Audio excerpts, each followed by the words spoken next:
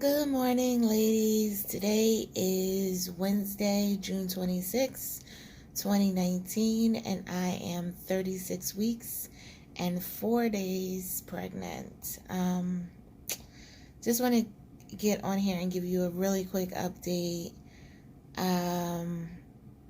It's not much longer left, so every day I am like concerned. I'm like, is today that I'll go into labor or what have you, because at this point, regardless of when a due date is, it can happen. So I do know that I need to be on the lookout for those symptoms, and they can happen regardless, even if you're only 36 weeks, at any point. And I am aware of that, so I'm trying to be on the lookout. The thing is that, being that this is my first time, and maybe if this was my second, third, or fourth time, I'd still, because I know that every pregnancy is different, so every labor is probably different. I've been having cramping off and on. I do get cramping in my back occasionally, which I did mention in my last video in regards to preterm contractions, which I didn't even know was a thing, and it may stem from dehydration, which is what they told me. Dehydration and stress can cause them. And it could just be, practice, because labor will be soon coming. So it could just be practice that my body is doing, because they never intensify. They'll last for a little while. And it's cramping. Now, I'm assuming cramping is the same as contractions, because I don't quite know the difference. So I'll get cramping, and sometimes it'll, go on and off, kind of, fairly rhythmic. But they don't intensify and they don't last, so they stop. And yeah, so if I had ever actually been in labor, we wouldn't be having this conversation right now.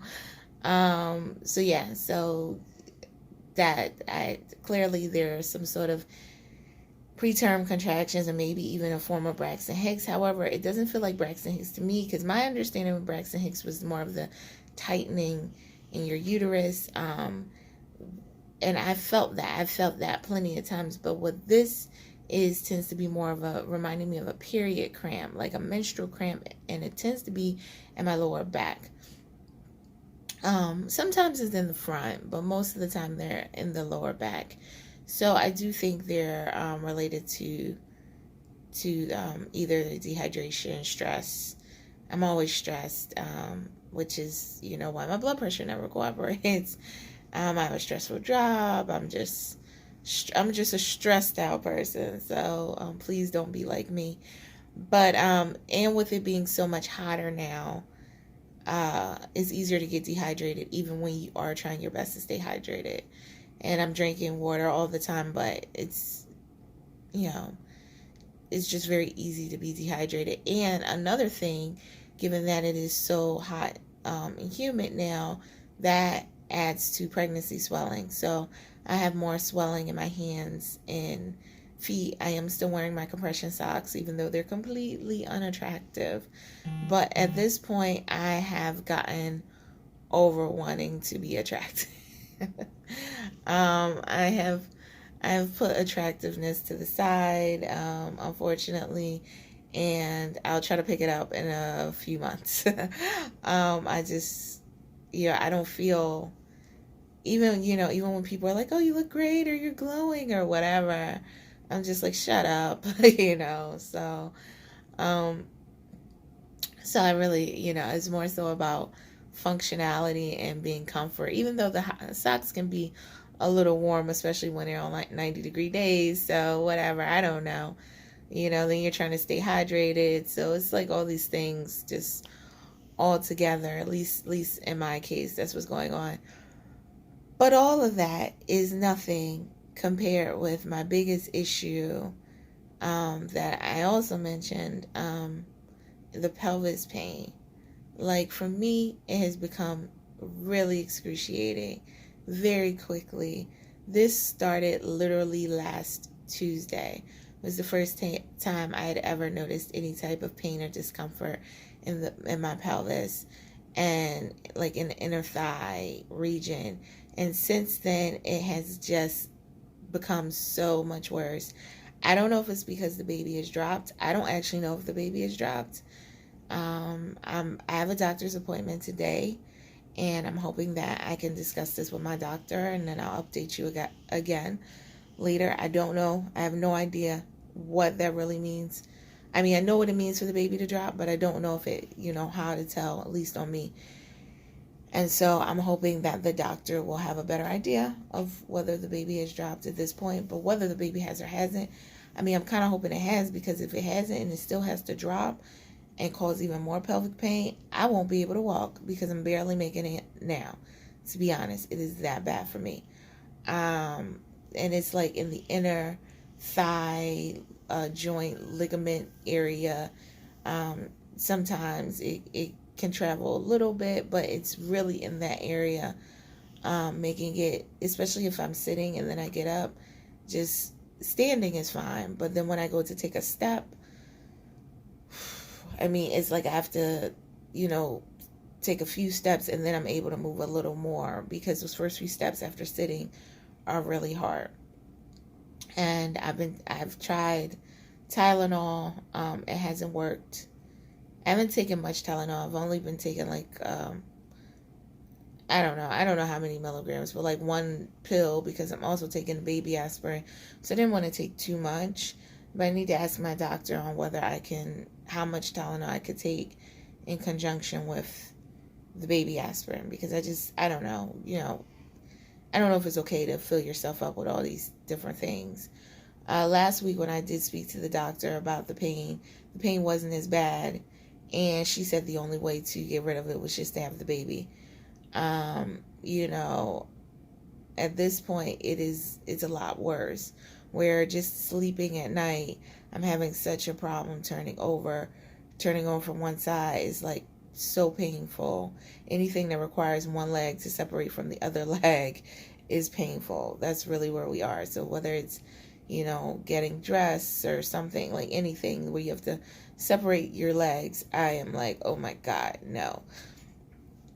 It's better in the morning, and then it tends to get worse and later in the day. But when I say better, it's not great in the morning, just better. It's more bearable, and then it tends to get worse as the day goes on. So I did buy a belly band, because I read that could help with some of the pelvic pain. And I'll show you guys. It's just an elastic belt. Well, I guess it's a belt, not a band. I don't know if you see it, this. I don't know. It just goes around. I have a red sweater on it. I'm trying to hide it a little bit because it's so unattractive, but you can see it here. My dress I have on today is also black, so it's blending in. I don't know. Again, it's completely unattractive. It really kind of reminds me of that thing that you would see construction workers or other people who work a lot, where they have to lift things. Those like support things they'll have on, but there's usually have like a shoulder straps or something. It reminds me of that without the shoulder straps. Although there's so many different types of these belts that you probably could find one that looks like that with the shoulder straps. For me, it was between this one and one that had a strap that went over across the belly at the top, also from one side of the belly to the other side of the belly. I didn't get that because I didn't really want anything pulling down on it. And maybe it wouldn't have been. I don't know. I didn't try it. So that is another type that you can try. And there's so many different types out there. I just got this one hoping that it would help with the weight of the baby or my belly or whatever is going on. That's causing so much pain. But so far, to be honest, I got it on Friday night. I ordered it from Amazon, so it was at my home by Friday night. I didn't wear it. I didn't go anywhere this weekend, really, because I was dealing with this pain. Or last weekend, I didn't go anywhere. But I wore it around the house. So I forgot to wear it on Monday, which was the day I would have needed it because I'm, headed to work, but I forgot to wear it. So I've worn it yesterday and today. Pretty much like all day out. I don't know. I don't know whether it's helping or not. I mean, the pain wasn't any different. I don't know if it's supposed to be instant or if this is a thing where you need days to get used to it.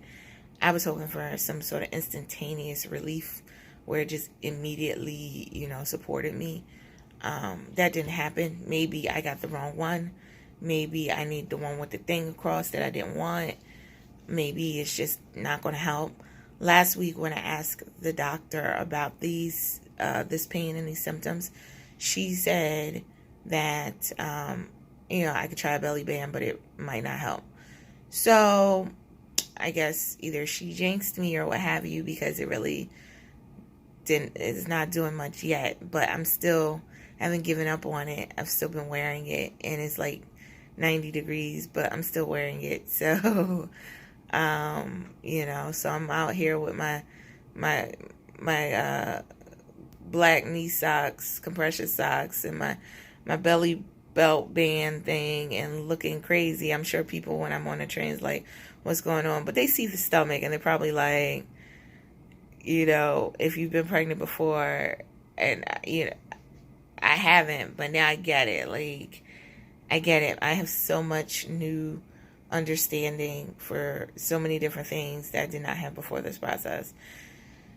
So nothing else that is a big accomplishment, because like just with, the physical ailments and I just have such a new respect and understanding that I clearly did not have before, because I underestimated this process. Although I do know it's different for everybody, but this pelvis pain for me, this is the thing. I don't know. I've spoken about a lot of different symptoms, and I know each time I'm like, okay, this is the worst one. This is the worst one. But this pelvis pain has been, because it really affects my mobility. It affects me working out. I usually work out 6 days a week, even, throughout this entire time I've been doing that. Last week I only did 4 days. So far this week I've done 3 days. I'm pushing myself, although I don't know if I should be. The doctor said it was fine. Last week, doctor said it was fine to continue working out, which is why I went back to working out. I'd stopped because of this pain. That was really why. Nothing else, but just the pain. So, you would think stretching it out would help, but it doesn't. So, I don't know. I don't know what to do. But that's my update. I will talk to you later. Like I said, I have a doctor's appointment today, and then tomorrow I have another, I have an ultrasound with a growth scan, and then a non-stress test again. So I've been getting a non-stress test for like the last 3 weeks, but another non-stress test. So, so, all right, ladies, I will update you soon. So I'm almost at 37 weeks. Anyway, my doctor did say she was going to induce at 38 weeks originally. So we'll see today if that's what she still wants to do. And if she has a date in mind, like, I need to know something. We're coming up on 38 weeks, fairly soon. So I have less than 2 weeks to be 38 weeks. So I need her to, let me know what the plan is. I mean, I wanted to not be induced and to try to wait and go into labor naturally. That was what I wanted. But Lord knows, at this point, I mean, it's something sad that I find a little bittersweet about not being pregnant anymore. Although this process has been excruciating in ways and eye-opening in other ways and, amazing in other ways and, terrifying other ways. Like, there's so many words to describe this process. So I will be, in a weird way, sad to see it end. I don't know what that means. I don't know. Not saying I want to do it again. I'm not, I don't know what that means. I'm just saying it's bittersweet, and I didn't expect to feel that at all. So, that's all I have for now, but I will be sure to update you soon. If anyone has any ideas on or tell me what they do for their pelvic pain. I mean, I only have a few more weeks, or a couple of, maybe less than 2 weeks. I don't know, something like that. So, at most, right? And it could be less than that. So I mean, I don't know. Maybe I just have to suffer through at this point. But, just let me know what you do. And if it's something easy, maybe I could try it. All right. Talk to you later. Bye.